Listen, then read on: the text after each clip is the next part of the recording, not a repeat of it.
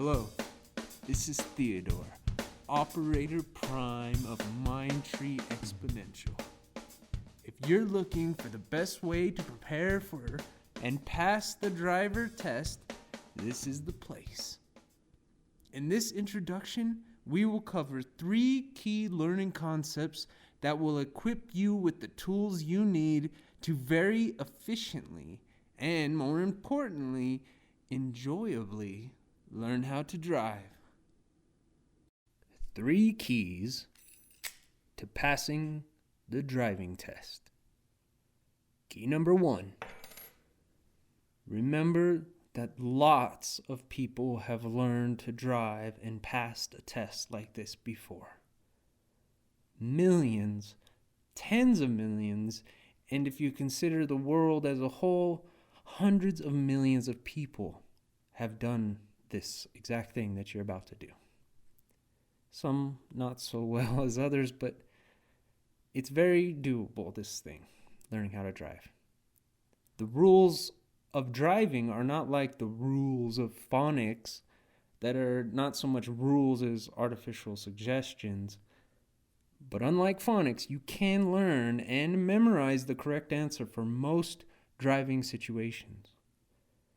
Learning how to drive is very straightforward, and the driving test is designed to be passable. They want you to pass. There are very clear rules. It's not like trying to decipher the meaning of a William Shakespeare sonnet. The rules of the road are literally black and white. Key number 2. Small lessons equal big learning. Small intervals of practice are so much more efficient than cramming one big lesson. More than 30,000 people die in automobile crashes each year. So this isn't the sort of test you should be cramming for to begin with, but the same amount of study time spaced evenly into intervals will result in more learning than a single block of time. So if you were to take 1 hour of studying and cram it all in at once versus 3 sessions of 20 minutes, you'll learn more in the 3 sessions of 20 minutes, even though it's the same amount of time. So what should you do? You should do 10 to 30 minutes of daily learning. And you could do this for 2 weeks. That's all it takes to become very knowledgeable on the rules of the road, sufficient to pass the written test. And 10 to 30 minutes per day of practice for more than 2 weeks, but that's also a very good amount of time for daily driving practice. Even though you need to rack up hours, a small trip to run a few errands, for example, a perfect practice drive would be to drive to your local library, pick up a movie and a book, and then drive to the gas station. When you get there, you fill up, you clean the windshield, you check the air pressures, on each of the tires. Then you go and buy snacks, and then there's a nice easy drive home. No excessive stress. This small interval of learning can be repeated with a daily emphasis on a new thing as you're driving the same circuit. You can spend each day looking for a new rule that you've learned.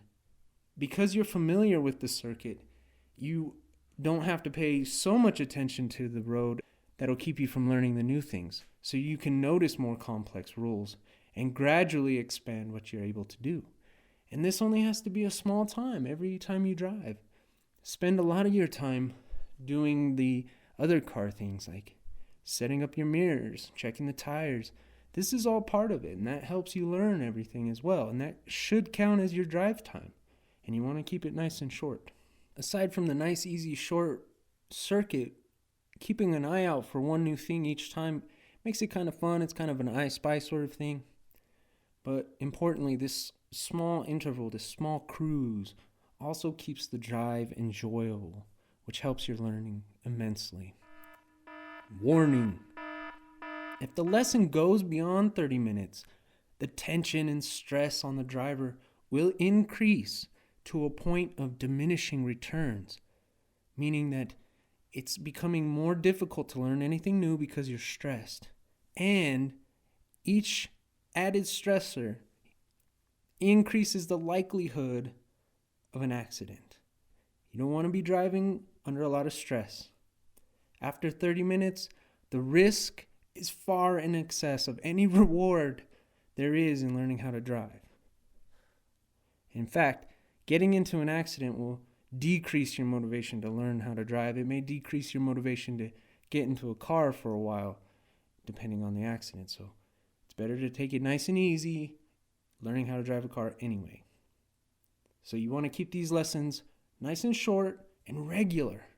And you learn much more effectively and safely, and it's much more enjoyable. Key number 3. Learning how to drive is as easy as learning how to make ice cream. Real ice cream? No, really. The ice cream cone of learning is a course, an ebook and an audiobook that we've designed, MindTreeX has designed to teach you how to use one of the most powerful educational concepts there are, enrichment. According to the ice cream cone of learning model, this enrichment learning model, reading a book on how to drive is the least enriched way of accessing content, and therefore the least memorable. According to the enrichment model, the most enriched means of accessing content is by doing the real thing. Learning to drive is a perfect example of the real-world effectiveness of the enrichment model, which is experiential. It's saying every time you add more sensory experience, it increases memory pathways for understanding and remembering things. And that's why the most enriched way to learn how to drive, for example, is to get behind the wheel and do the real thing. However, that is not generally the best way to start. Sometimes the risks of doing the real thing and failing are so great that the stress interferes with the learning and actually makes doing the real thing highly ineffective. So, just as with pilot training, probably the best starting point is somewhere lower on the enrichment scale. And if you go to mindtreex.com, you'll find the infographic, which provides a visual and will help you understand that there's a whole scale of different things. And one of the medium range things are watching videos. And there are plenty of learning how to drive videos. And they're absolutely helpful. So if you watch some of those, that's awesome. I'm sure they'll help you. However, at MindTreeX, we believe the most cost-effective, resource-efficient means of achieving enrichment is through the use of audio content. Instead of being pinned to your seat watching a video, you can listen to audio content while you walk to the bus. You can listen to audio content while you are being driven by someone else. The flexibility of listening exceeds that of watching. Even though watching is slightly more enriched on the scale, the flexibility gives listening a little more edge. It gives it a little more competitive edge. And this is why we've created enriched audio podcasts that cover the basic rules of the road and can help you pass the written exam, but will also provide you a base of knowledge that will give you the confidence and understanding you need to get behind the wheel and learn through the most enriched way possible by doing the real thing. These podcasts just so happen to be the perfect length for a daily lesson. Perfect for those days when you can't get behind the wheel. Or if you're not ready, perfect to get you ready to go behind the wheel. Also, because they are posted on YouTube, they are slightly more enriched than a normal podcast. They contain images that support the content presented in the cast. So road signs sometime appear, and there's different things going on. So you can kind of look down and see what's there every now and then. You might get a little visual bonus, but you don't have to be watching the whole time. All right, well, those are the 3 keys. And now that you have them, let's ring them one more time, and that'll help you remember them even more. So 1, you want to remember that a lot of people have passed the driver's test before. And there's every reason to believe that you can too. You're already on a good track by listening to this. And if you go on to listen to the other podcasts that are coming, well, you'll be way ahead. So you can pass it. It's a very passable test. Key number 2 is to remember to keep it short.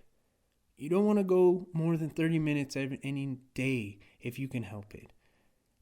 The stress adds up and it becomes dangerous, and your learning will decline. So, in fact, learning by doing won't be the best way in that sense. So keep it short, keep it enjoyable, learn slowly and safely.